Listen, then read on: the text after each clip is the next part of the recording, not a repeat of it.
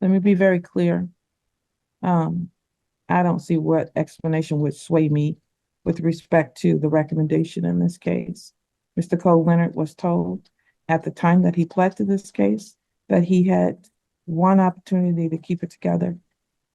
He caused a death, and I take that very seriously.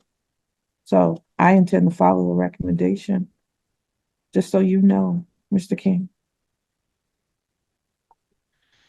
I understand, Your Honor. If the court, uh, what's the soonest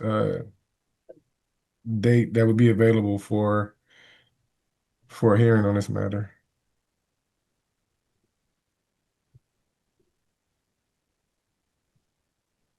Actually, strike that, Your Honor. But to be completely candid with the court, there was an allegation that Mr. Leonard did in fact plead to. I'm not sure it would be in the interest of judicial economy or of Mr. Cole to have a hearing on the matter that he's already pled guilty to and accept responsibility to. Uh, if the court's only consideration at that date would be as to whether or not the actual allegations in the report are true. Um, The, I I understand the court's uh, position at this point in time with regards to being persuaded by anything that's said by defense counsel or Mr. Cole. I'd ask the court to at least consider hearing us out with regards to the way in which this came about and the things Mr. Cole did prior to having the warrant issued for his arrest. I think that if the court does hear some of those things, it may consider either a lesser sentence or at least um, an extension of the probation um, to be allowed to have one more opportunity to show this court that he is able to abide by any conditions set forward. Mr. King, I will always hear folks out.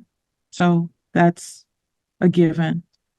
Um, but like I said, uh, this is a new drinking and driving offense. So it's gonna be hard. You'll be hard pressed to change my mind about my decision in this, but I will hear you out. Mr. Leonard, my understanding, you're gonna waive your right to have a hearing and you're gonna admit to violating your probation by having a new operating while intoxicated case. Is that correct? Yes, Your Honor. Please raise your right hand and be sworn. Do you swear or affirm that the testimony you're about to provide will be the truth, the whole truth, and nothing but the truth? Yes, Your Honor. All right. Is it true, sir? You were drinking and driving again and got convicted of that? Yes, Your Honor. All right. I find that there's a willing and knowing admission to the violation. Are you satisfied, Ms. Woods? Yes, Judge. Mr. King, are you satisfied?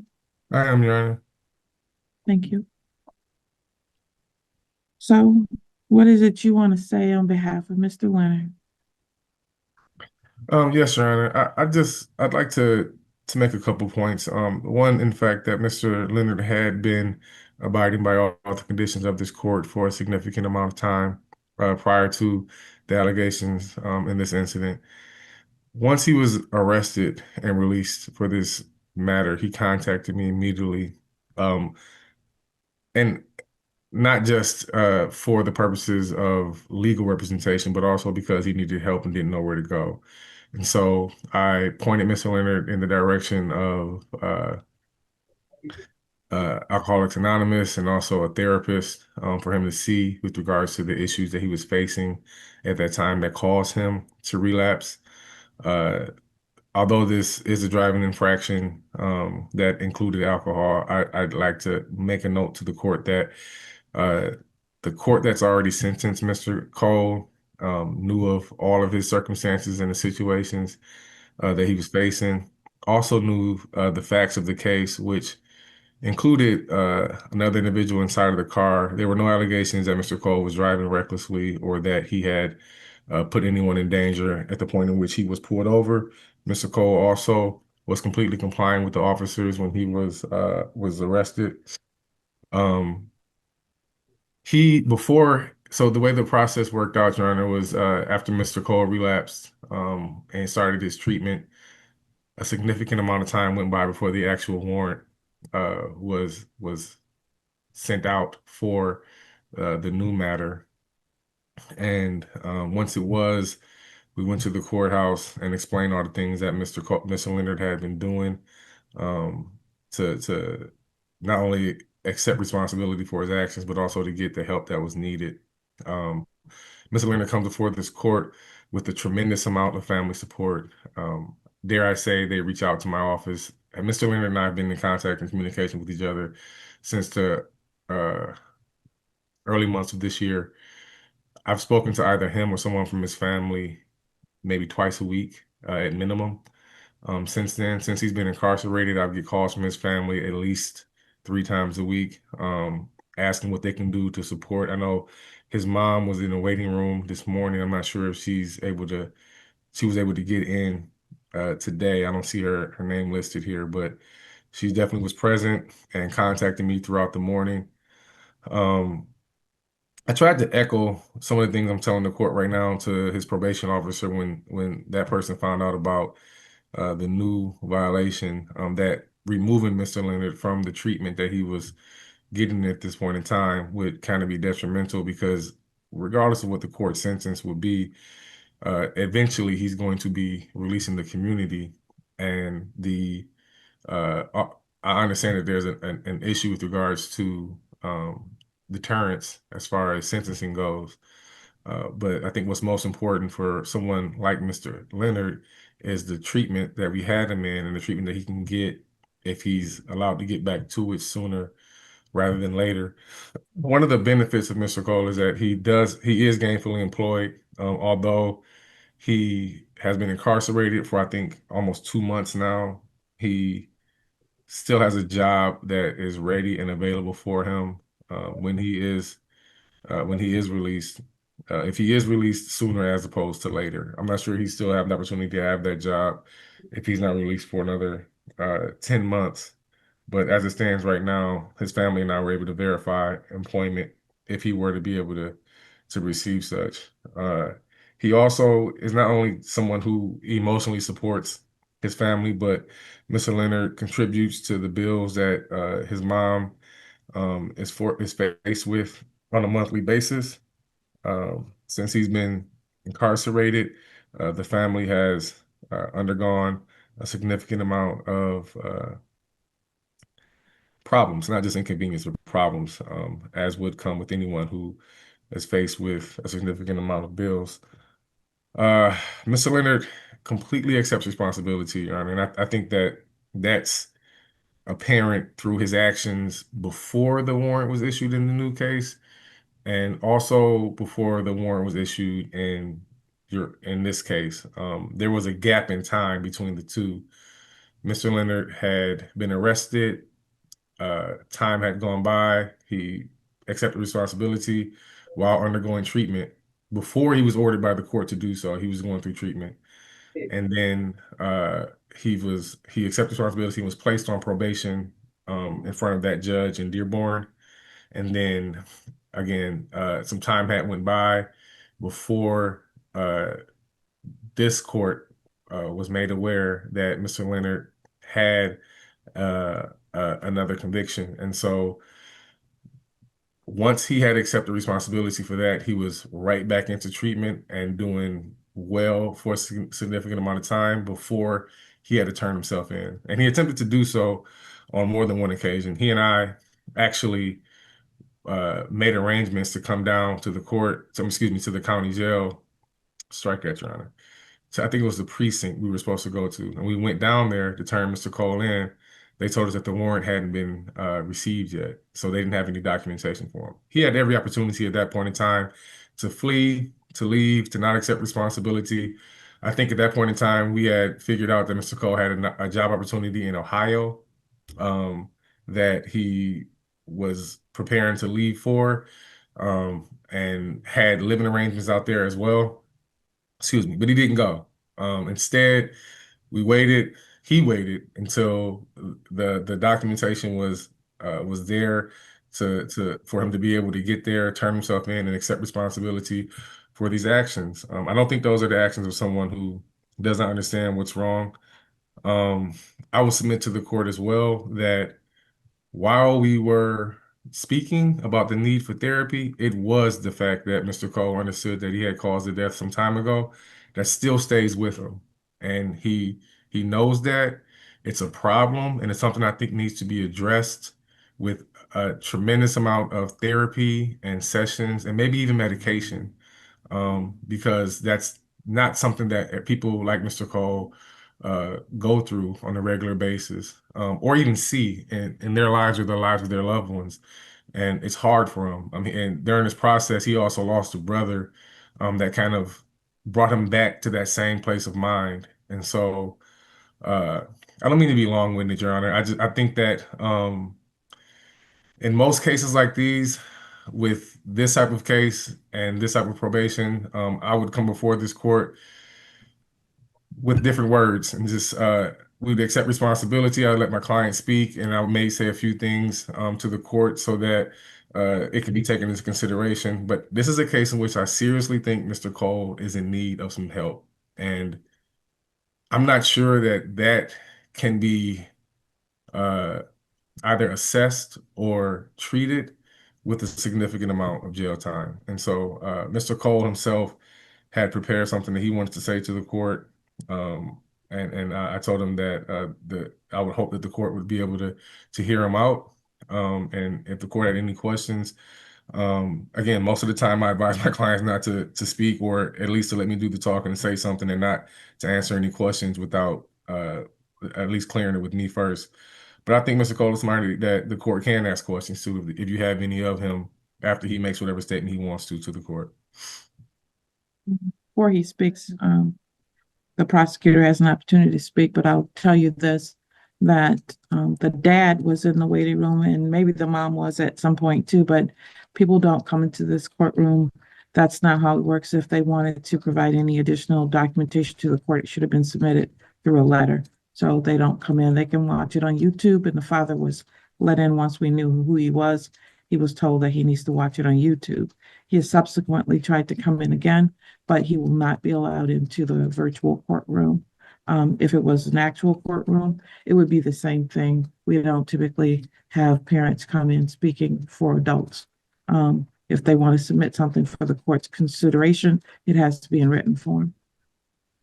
Ms. Woods? Thank you, Judge. Judge, it's clear this defendant is a danger not only to himself, but to the public. He killed someone. He was driving 90 miles per hour on his cell phone. He had 6 previous crashes before that. Now he has 2 OWIs. We've tried to get him help through probation in this court. He missed numerous tests, tested late. I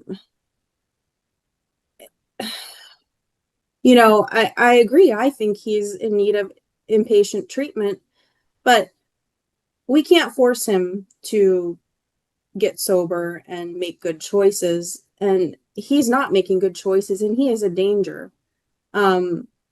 He should be in jail. If the court is to release him after any substantial jail time, I would ask it to be to inpatient treatment. Because he's shown this court time and time again. I mean, how bad does it have to get? He's already killed someone. I don't think it gets any worse than that. He is an absolute danger, Judge, to everyone out there, based on his substance abuse disorder that he refuses to get help for, and his poor decision-making, Judge. I mean, this is a hard one, Judge. I'd leave it to the court's discretion. Thank you. May I say one last thing before the court hears from Mr. Cole, Your Honor? Certainly. And this may be doing a little bit too much, but I'd be remiss if I didn't at least mention this case. Kind of the reason why I took this case is because it kind of hits home for me. I had an uncle who was doing well, who had no allegations of alcohol when he had an accident. He killed a little girl and lived with my family and was an raging alcoholic for over a decade because of it. And the way the courts addressed his situation was a month out, a month in, months in, months in, a few months out.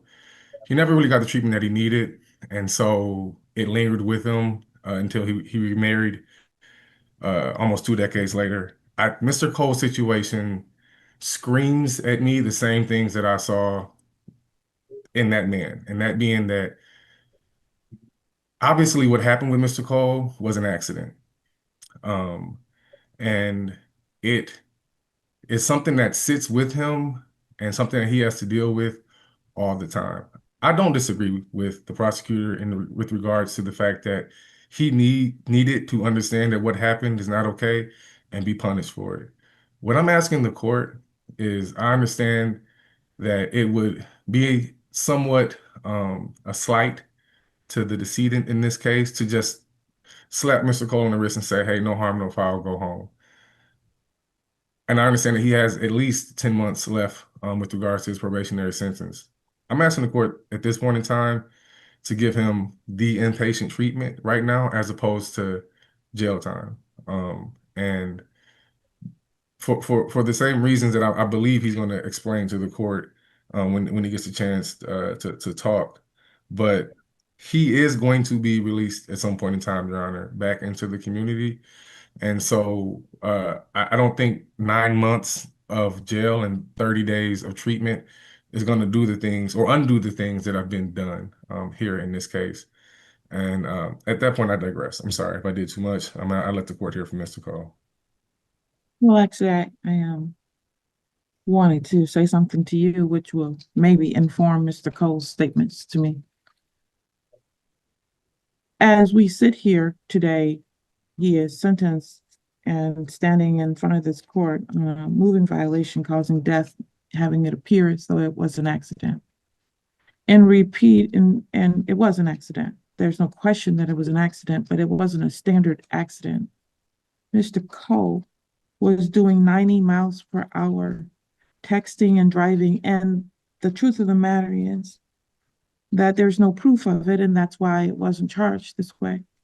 But when you review the report, it appears that there could have been drugs involved, but unfortunately, based on the investigation, that wasn't checked properly at the time.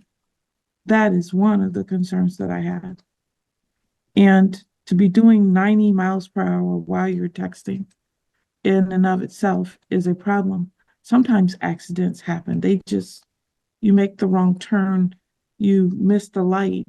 But this was speeding down the highway 90 miles per hour while you're texting at the same time. That's not just an accident. That is extremely poor decision-making that caused a loss of life. And I've heard an awful lot about how his family is affected. My concern at this point is for the future of families to come, as well as for the family of the man who is now deceased. And I think it was a man. That part I can't remember clearly. The loss and the way they are affected can never be fixed. He was given a second opportunity to try to show out of respect for that man, that person, that human, that he was going to get his life together. And instead, we're sitting here with another charge of getting behind the wheel, endangering the lives of other people. It's the nature of the offense that he committed. That is the reason why I'm so challenged to do anything other than give him the time. Now, Mr. Leonard, having heard what I have to say, what do you have to say? Mr. King pretty much said a lot of it for me, but I am very remorseful for what happened in 2020. And yes, it has been on my mind every single day for the past almost 5 years in October. And I'm ashamed and embarrassed to say that I didn't learn my lesson the first time. But I believe and I know I learned my lesson this time. Yes, I have been seeking therapy. I've been doing meetings. I've been doing everything I can since this happened and actually taking it seriously and trying to take the steps to become a better person mentally and get the help that I believe that I need. And ever since like actually taking these steps and taking them seriously, I have felt truly better mentally about things these past few months than I have the past 5 years. And I'm truly sorry. Basically, that's no, I wrote a bunch of stuff down, but yeah, thank you for hearing me out, Yana. Listen to what you wrote down, Mr. Leonard. What It's is your it? life. I'll listen to what you've written down. It's your life. I take every piece of this very seriously. Every piece of it. Your life, their lives, the future of everybody. You getting the help that you need, like your attorney said, that's the most important thing he said today, is that at some point in time, you're going to get out. And if you get out and you don't have the treatment that you need and you haven't really changed, then that's the danger too. So all of that is what I'm taking into consideration. I do want to change. I do want to get the help that I need.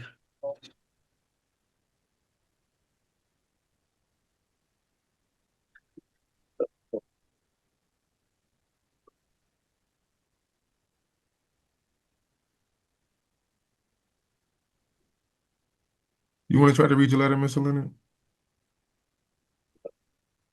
Twice. It's all over the place, this letter. Uh, Started to see a therapist after my second OWI in March, and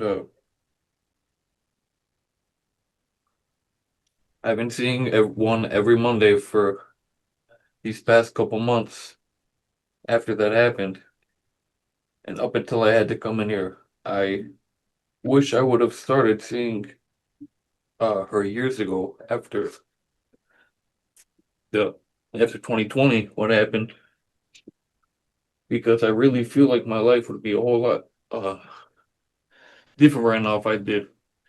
These past few months between the AA meetings that I have been attending, the times I started going to church and all the meetings with my therapist, I believe genuinely changed me for the better and have been changing me for the better. Even though me being in here and the bad news I've gotten these past few weeks, besides all of that, I have never felt better about myself and better mentally and more motivated to get better, to keep getting better than I have since the accident happened in October. I started to have hope. I started to believe. I started to feel motivated and determined to get back on track and become a better person. I started to genuinely feel happy. Even though I had this going on still right now, I felt like things were kind of starting to fall in place for the better. Before I came in here, I was taking the steps in becoming a better person, and I believe I truly did learn my lesson this time, and I I haven't been more motivated and determined to become a better person to make something of myself and to make my loved ones proud. I have goals for myself now, and I'm ready to get better, get out, and tackle these goals. I'm done feeling embarrassed and ashamed and unhappy. And I have hope that this time around things will be different and they will be better. I'm excited to get out and continue to change for the better and have a career and be with my family. And get out and help my mom as much as I can. That was some of it. I don't know. Thank you for letting me talk, Your Honor.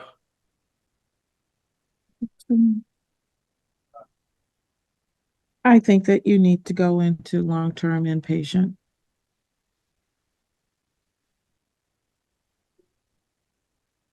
And the only thing I'm mulling over in my head right now is whether I'm revoking your probation and sending you there with a long-term jail sentence, or whether I'm gonna reinstate your probation, leave you in jail until you're released to inpatient, or your family finds inpatient.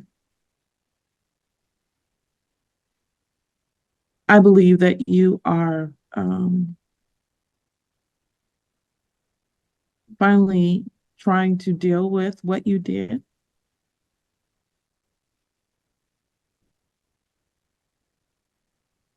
And it's probably one of the hardest things that anyone has to come to terms with as a human.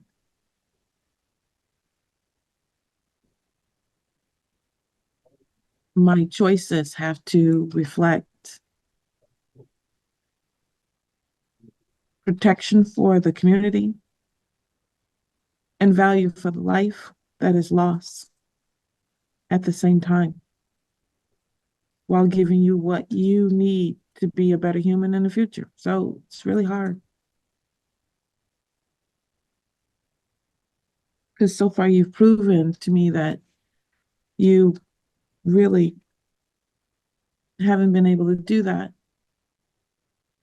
Maybe since this last incident, you are making those steps in the right direction. But becoming a productive person for you is going to be extremely challenging. I think you need more assistance than you have right now. So what I'm going to do is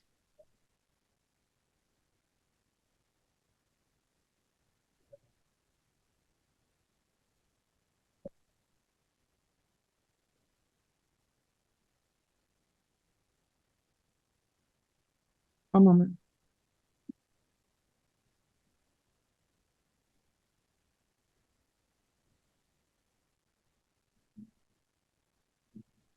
I am going to revoke the probation. I'm going to sentence you to 365 days in the Washtenaw County Jail. You're going to be given credit for 84 days that you served.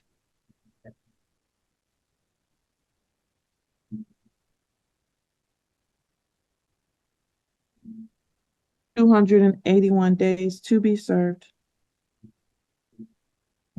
You may be released to an inpatient treatment program.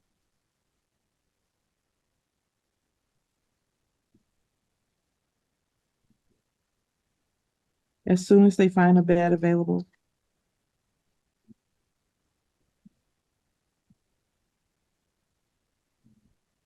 That's a long term. That's not 30 days. That's 90 days or more. And they come to me before you can get released. So make sure it's 90 days or more.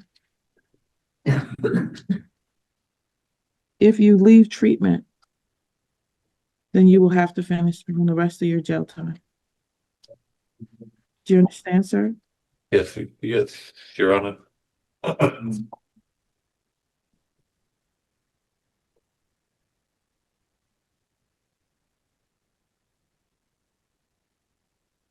I know it's not the outcome you want, but it at least allows you to get into some treatment.